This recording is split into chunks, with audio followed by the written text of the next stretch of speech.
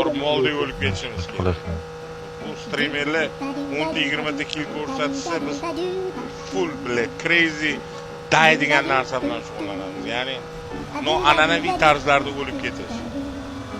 Shopar hammasi yaxshi bo'ladimi? Ertaga o'yimizga yetib olamizmi? Albatta, qo'rqmanglar. Hammasi meni nazoratim ostida.